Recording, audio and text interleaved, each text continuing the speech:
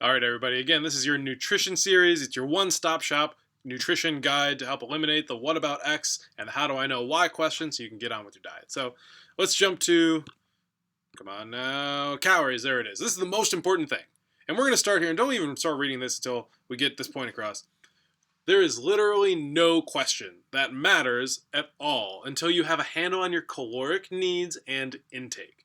And by that I mean, I get asked all the time about like, what about, this food? Is this food good? Should I have it? What about superfoods? What about this green smoothie, this juice that I saw on Facebook? None of those things matter.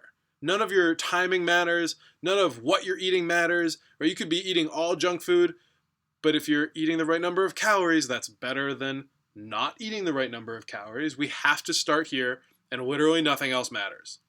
So this is a really hard part because this is where a lot of people struggle before we even get into the details about protein and carbs and fats and vitamins and minerals and blah, blah, blah, blah, blah, blah, blah. So we have to start here.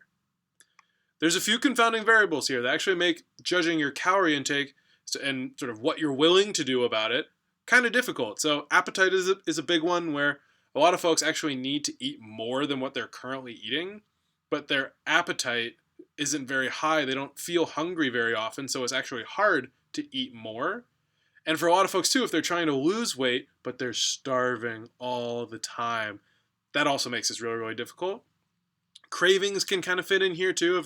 If your body is just screaming at you, I just need a bowl of ice cream, no, you don't. And that's a little tough love for you right off the bat is, some of these cravings, some of this appetite, they're just signals. They're just signals coming into your brain that you can choose to ignore those signals, or you can listen to them and identify what they're really trying to tell you.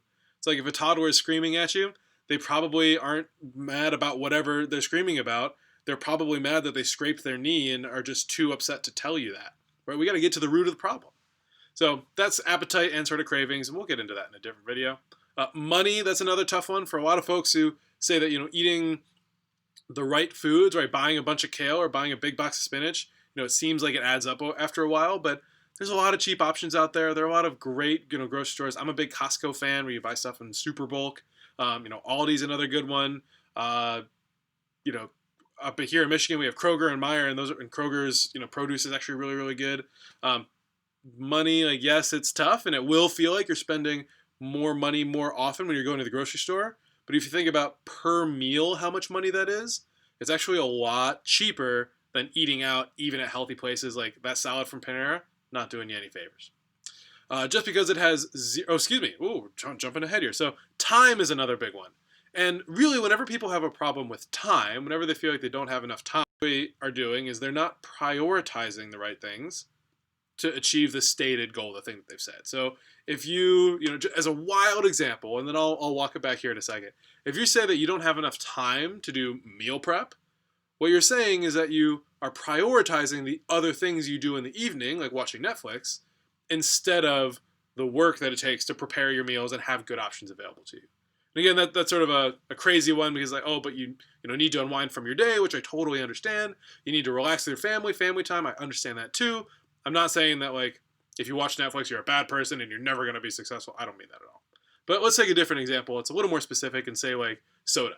If you're a person that drinks pop at work, maybe you don't drink it at home, and I'm picking on you a little bit. You know who you are, the specific person, but say you don't drink it at home, that's awesome. But you have this habit you're trying to break of drinking soda every day at work at lunch. And, maybe you don't have time to find a different drink, don't have time, right? Or that's my habit and that's what I do. What you're saying is that you're prioritizing the short term of having this soda right now over the long-term goal that you stated of being healthier and losing weight and or gaining, whatever your goals happen to be. You're saying that my my want, desire for this soda right now is more important than the long-term benefits that I know cutting out soda has for my body. That's a priority question. That's not a time or a money or an availability question. That's a priorities question. And I'm okay with that system of priorities if you are, but if that's not taking you towards your goals, I don't think you're actually okay with that. So that's something we can talk about on an individual basis if it's a specific problem you have, because again, a lot of nutrition is, it's very individual. For some folks, that'll work fine. Drinking soda every day works fine, but for most folks, it doesn't, and it's individualized. That said, drinking soda every day for nobody is good for you. Just for some people, it's harder or worse for you than others. Just because it has 0 calories doesn't mean it's good for you, and just because it has lots of calories doesn't mean it's bad for you. So a good example is like, again, diet soda. Yeah, it has 0 calories and 0 sugar, but it has so much other stuff in it that your body has a hard time processing. 0 calories doesn't make it good for you, and lots of calories doesn't make it bad for you. So say, good high quality grass-fed butter, yeah, it's a lot of calories because it's butter, right? It's pure fat essentially, but that doesn't mean it's bad for you. It can actually help a lot with your metabolism. It can help a lot with brain health. Taking in good high quality fats helps your body actually burn fat and can help you become leaner. So just because it has 0 calories doesn't mean it's good, and just because it has lots of calories doesn't mean it's bad. Physics is the most important thing here, right? It's the law of the conservation of mass that rules weight gain/loss. So if you want to lose weight, you have to take in fewer calories than you burn.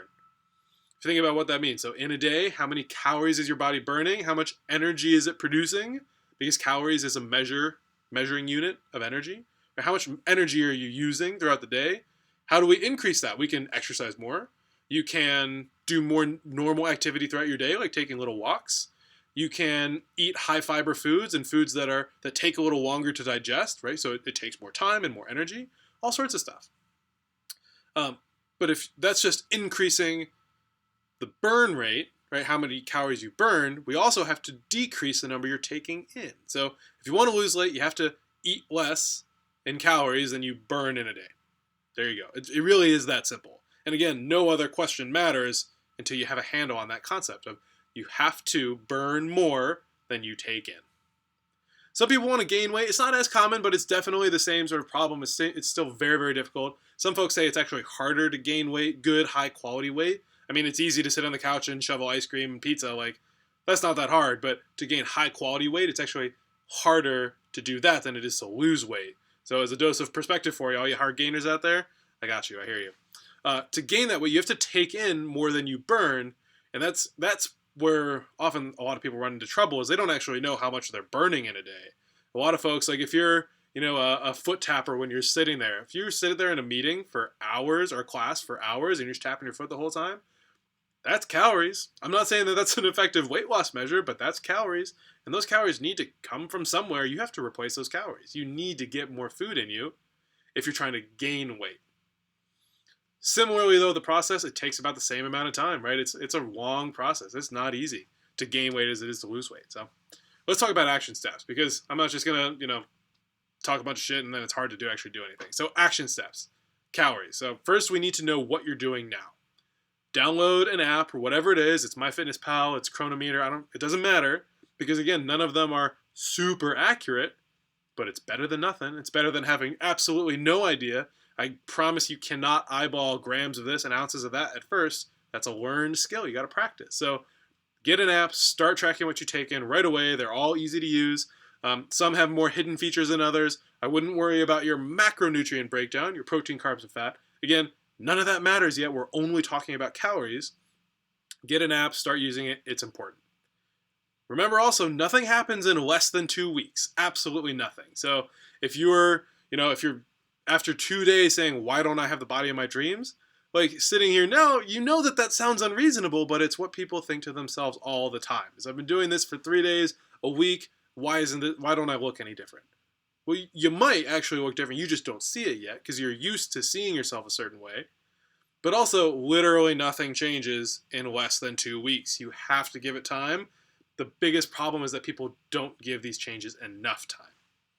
If nothing has changed in that 2 weeks, say just assuming you're trying to lose weight, you have to subtract 500 calories from each day and try that for 2 more weeks. And really by that, I just mean make a small change that's significant enough to maybe see results, right? Taking out 50 calories, that's not going to do anything. It's like 10 carrots and like, what are you going to do, right?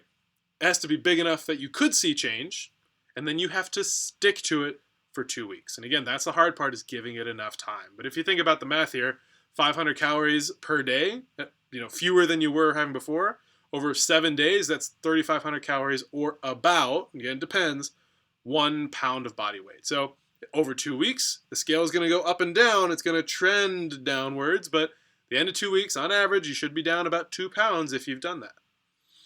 Take it day by day. Don't compensate, meaning if you eat, accidentally eat 200 too many calories today, don't eat minus 700 tomorrow. You're going to put yourself in a big hole.